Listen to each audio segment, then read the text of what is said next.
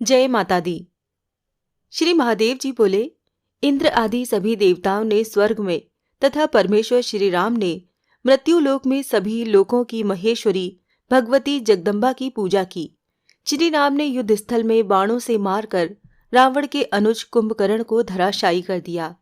युद्ध में इंद्र आदि देव अवतार वानरों ने लाखों करोड़ों भयानक राक्षसों का वध किया और राक्षसों ने भी अनेक करोड़ वानरों का संहार किया। नारद, इससे रक्त प्रवाह से युक्त तरंगों वाली घोर नदी बहने लगी तथा असंख्य मुंडमालाएं वहां बिखर गईं। संग्राम में अपने भाई के वध का समाचार सुनकर शोक से संतप्त हृदय वाले रावण ने अत्यधिक विलाप किया और वो मूर्छित हो गया। तदंतर प्रचंड पराक्रम वाले तथा बलराम अतिकाय ने उस रावण को सांत्वना प्रदान कर कृष्ण दशमी को युद्धभूमि के लिए प्रस्थान किया। मुने, भगवान श्री राम युद्ध में कुंभकर्ण का वध करने के उपरांत वहां पहुंच गए जहां ब्रह्मा देवी की आराधना कर रहे थे।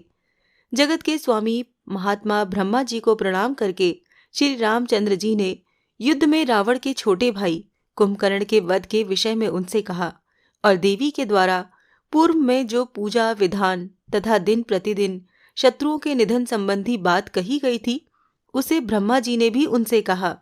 उसे सुनकर भगवान श्री राम ने वानरों से अनेक प्रकार की पूजा सामग्री मंगाकर दशमी तिथि को प्रातःकाल भक्ति पूर्वक भगवती की पूजा की और फिर महादेवी को प्रणाम करके वो युद्ध के लिए निकल पड़े।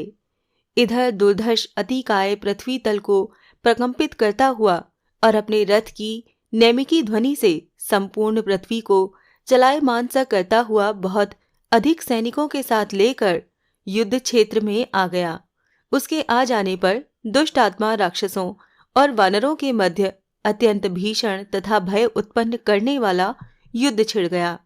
उस युद्ध में बलवान वानरों ने गदाओं, परिघों, वृक्षों और पाषाणों से प्रहार करके सैकड़ों हजारों राक्षसों को मार गिराया और उसी प्रकार महान बल तथा पराक्रम वाले राक्षसों ने युद्ध में अनेक प्रकार के अस्त्रों और शस्त्रों से प्रहार करके वानरों को भी धराशायी कर दिया।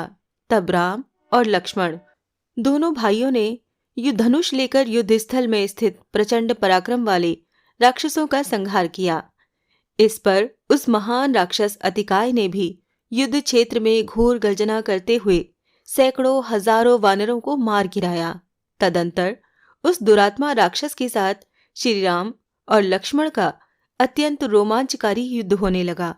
जो प्रहस्त आदि प्रधान योद्धा तथा अन्य दूसरे महाबली वीर थे उनके साथ सुग्रीव का अत्यंत भीषण युद्ध होने लगा। मुनि श्रेष्ठ, उन राक्षसों की प्रवृत्ति के अनुकूल वो अत्यंत भीषण युद्ध दिन रात चलता रहा। देखने वालों के लिए वो युद्ध बड़ा ही भयदायक था। किसी भी देवता, यक्ष अथवा किन्नर ने इस प्रकार का युद्ध अंतरिक्ष में या पृथ्वी तल पर कभी कहीं नहीं देखा था। महान अस्त्रों, फेंक कर मार करने वाले शस्त्रों तथा श्रेष्ठ कोटि के गदा, तलवार, परिघ, त्रिशूल, पट्टिश आदि के द्वारा वो महान युद्ध हो रहा था। दिन में भी रात हो जाती थी और आधी रात की बेला में भी दिन उपस्थित हो जाता था। आकाश में बादल न रहने पर भी वृष्टि होने लगती और भयंकर ध्वनि के साथ हवा बहने लगती। युद्ध स्थल में सैकड़ों बार वज्रपात हुआ। इस प्रकार 3 दिनों तक घोर युद्ध चलता रहा। तदंतर चौथे दिन त्रयोदशी तिथि की रात में श्री लक्ष्मण ने उस महापराक्रमी अतिकाय को अपने तीव्र बाणों से मार डाला। महात्मा राघवेंद्र ने समर में अन्य बड़े बड़े राक्षसों का संहार कर दिया। कुछ राक्षस वानरों के द्वारा मार डाले गए और अन्य बहुत सारे राक्षसों को उस युद्ध क्षेत्र में हनुमान, अंगद आदि ने मार डाला। कुछ राक्षस भयभीत होकर भाग खड़े हुए। इससे श्री राम प्रसन्न हो गए और वानरगण अत्यंत हर्षित होकर जय जय की ध्वनि करने लगे। उस समय आकाश से फूलों की भारी वर्षा होने लगी। श्री राम ने भी अत्यंत आदरपूर्वक दोनों भुजाओं से भाई लक्ष्मण का आलिंगन करके उनके सिर को सूंघा।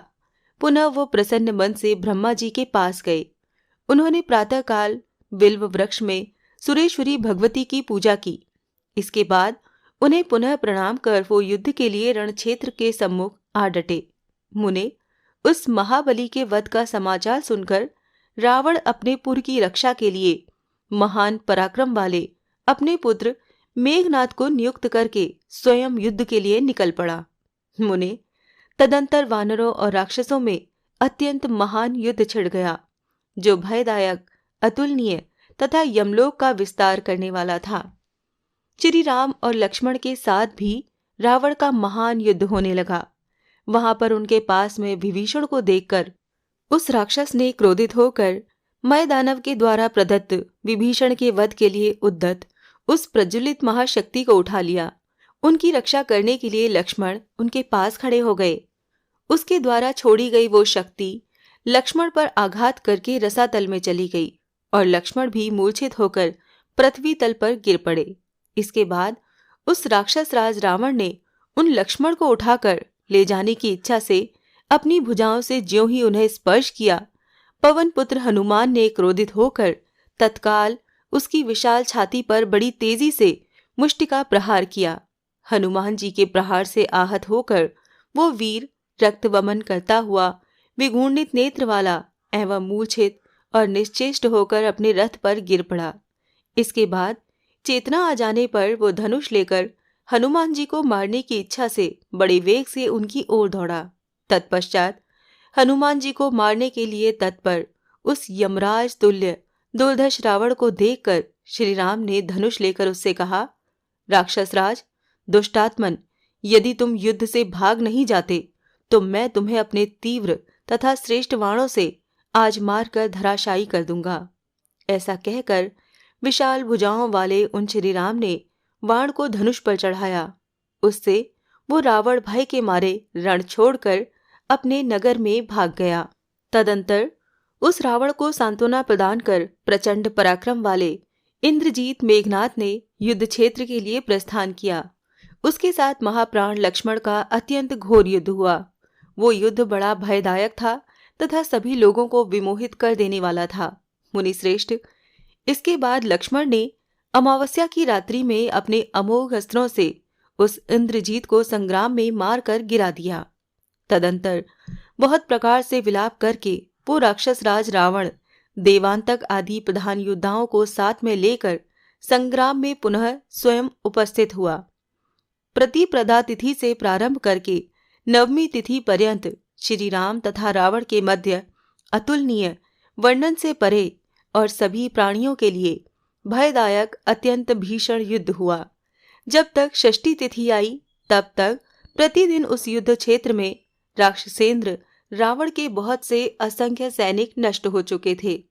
उस षष्ठी तिथि को जगदम्बा की शुभ मृन्मयी मूर्ति बनाकर सायंकाल उनका प्राण प्रतिष्ठा का अंगभूत अधिवास कर्म करके लोक पितामह ब्रह्मा ने सप्तमी तिथि को पत्री प्रविष्ट देवी का पूजन किया।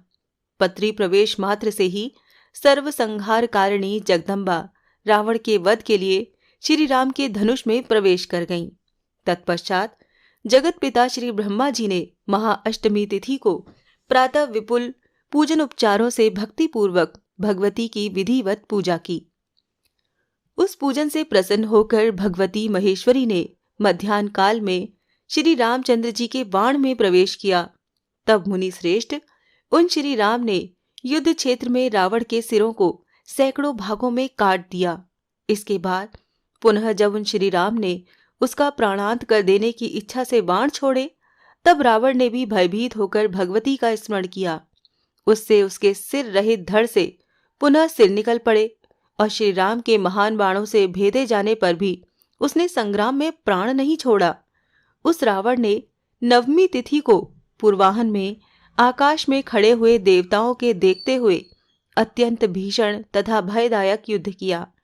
उस महानवमी तिथि को लोक पितामह ब्रह्मा ने अनेक प्रकार के सुरम्य धूप, दीप और विविध प्रकार के नैवेद्य अर्पण करके आदरपूर्वक विधि विधान से भगवती का पूजन किया।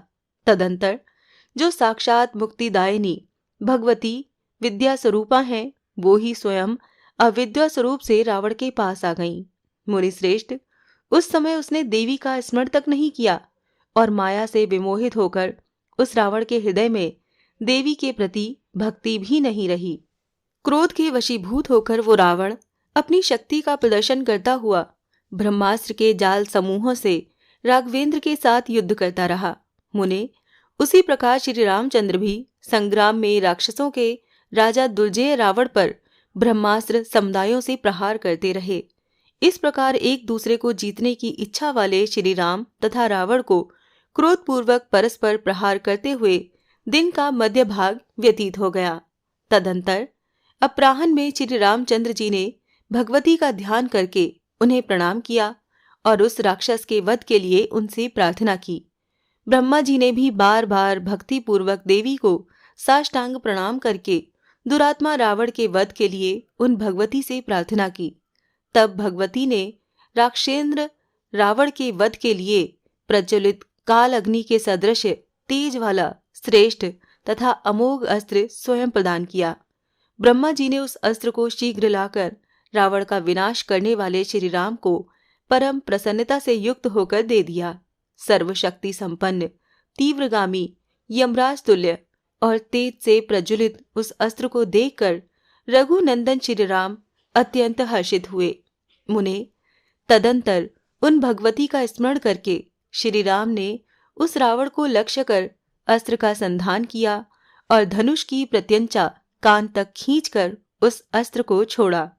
तदंतर उस अस्त्र ने दुष्ट चेता रावण की छाती को भेद कर उसके प्राण हर लिए और वो वेग पूर्वक पृथ्वी तल में प्रविष्ट हो गया। इसके बाद देवताओं के लिए कंटक स्वरूप वो रावण संग्राम में सभी देवताओं के देखते देखते स्वर्ण निर्मित रथ से गिर पड़ा। उसके गिरते ही पूरी पृथ्वी हिलने लगी, समुद्र में विक्षोभ उत्पन्न होने लगा, सभी प्राणी भयभीत हो उठे और राक्षसगण विषादग्रस्त हो गए।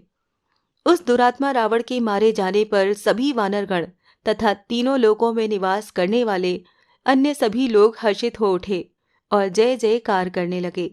साथ ही श्री राम के ऊपर सुगंध देने वाले पुष्पों की वर्षा होने लगी। उस समय श्री राम की आज्ञा से जब देवराज इंद्र ने अमृत की वर्षा की, तब जो वानरगण युद्ध में मारे गए थे वो पुनः जीवित हो गए। भाई के शोक से दुखित विभीषण ने बहुत प्रकार से विलाप किया। इस पर भगवान श्री राम ने स्वयं उसे सांत्वना दी। इसके बाद उस विभीषण ने रावण का अंतिम संस्कार किया। तत्पश्चात सीता को वहां से बुलवाकर परम हर्ष को प्राप्त श्री रामचंद्र जी लक्ष्मण तथा वानरों के साथ लेकर जहां ब्रह्मा जी जगदीश्वरी की आराधना कर रहे थे वहां गए। इसी के साथ 47वां अध्याय यहीं पर संपूर्ण होता है। जय माता दी।